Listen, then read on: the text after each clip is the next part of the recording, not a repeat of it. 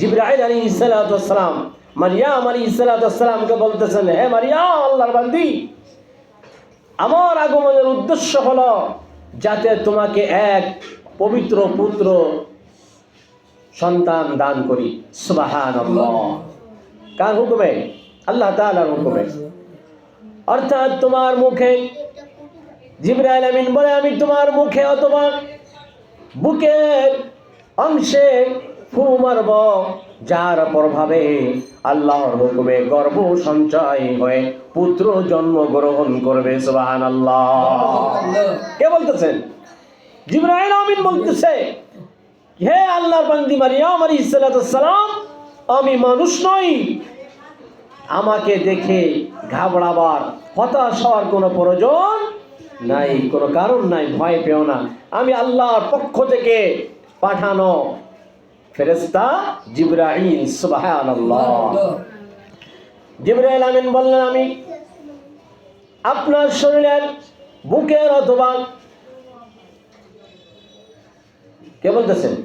জিবরাইল আমিন বলতেছেন যে আমি আপনার মুখে অথবা বুকের উন্মুক্ত অংশে ফু মারব, যার প্রভাবে আল্লাহ তাআলার হুকুমে গর্ভ সঞ্চয় হয়ে যাবে এবং সাথে সাথে পুত্র সন্তান জন্মগ্রহণ করবে। সুবহানাল্লাহ। তিনি অবাক হয়ে বললেন, অস্বীকার ভঙ্গিতে নয়, আমার পুত্র কিভাবে হবে? মারইয়াম আলাইহিস সালাতু ওয়াস সালাম বলেন, ওগো পাঠানো আল্লাহর ফেরেশতা জিবরাইল, আমার তো বিয়ে হয় নাই, আমার তো বিবাহ হয়নি, আমাকে আবার কেমনে সন্তান দিবে আল্লাহ তাআলা? আমার পুত্র কিভাবে হবে? অথচ এর অপরিহার্য শর্তাবলীর মধ্যে একটি হচ্ছে পুরুষের সাথে সহবাস। এটা সম্পূর্ণই অনুপস্থিত, কেননা কোনো মানব আমাকে স্পর্শ পর্যন্ত করে নাই। সুবহানাল্লাহ। অর্থাৎ আমার বিয়ে হয় নাই এবং আমি ব্যভিচারীও নয়। আল্লাহু আকবার। ফেরেশতা জিবরাইল আমিন বললেন, ব্যাস, কোন মানবের স্পর্শ ব্যতীতই এমনিতেই পুত্র হয়ে যাবে আল্লাহর হুকুমে। সুবহানাল্লাহ।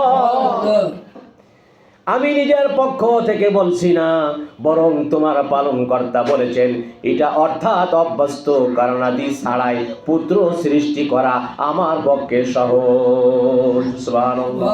এবং আরো বলেছেন যে আমি অপরিহার্য শর্ত বলি ছাড়া বিশেষভাবে এই জন্য সৃষ্টি করব, যাতে আমি এই পুত্রকে মানুষের জন্য কুদরতের একটি নিদর্শন, এর মাধ্যমে আমি আল্লাহ মানুষের হেদায়েত পাওয়ার জন্য তাকে আমার পক্ষ থেকে অনুগ্রহের উপকার করে দিব।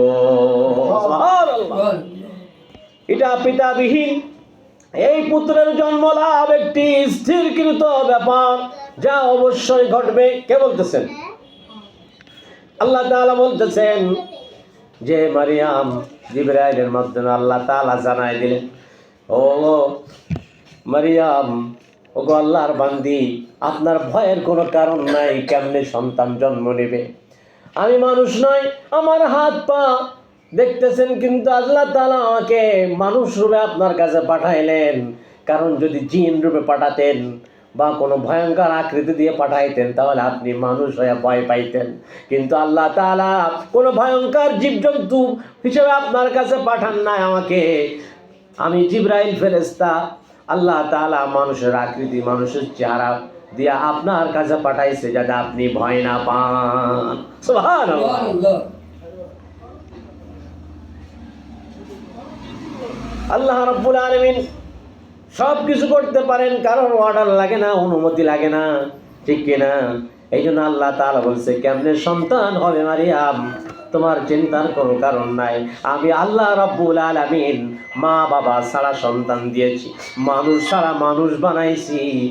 আমি আল্লাহ তাআলা মানুষ ছাড়া মানুষ বানাইলাম, সাপ ছাড়া সাপ বানাইলাম, বাঘ ছাড়া বাঘ বানাইলাম। ও মারইয়াম, তোমার কোনো চিন্তার কারণ নাই। কেমনে তোমার সন্তান হবে, এটা আমি আল্লাহ রাব্বুল আলামিনের ব্যাপার, ঠিক কিনা বলে? সুবহানাল্লাহ। আল্লাহ রাব্বুল আলামিন এই জন্য বলেন যে কেমনে সন্তান হবে, কিভাবে দুনিয়ায় সন্তান আসবে, কি সন্তান আসবে, কি নাম হবে, তার চরিত্র কেমন হবে, আমি আল্লাহ রব্বুল আলামিন সেটা আগের থেকে তোমাকে ঘোষণা করে দিব। সুবহানাল্লাহ। কি নাম হবে এটা আল্লাহ তাআলা জানিয়ে দিলেন, তার নাম হবে ইয়াহইয়া। সুবহানাল্লাহ। সে হবে ন্যায়পরায়ণ, ইমানদার, পরহেজগার, আল্লাহ ভীরু, খোদা ভীরু, আমার এক নেককার বান্দাতে পরিণত হবে। সুবহানাল্লাহ।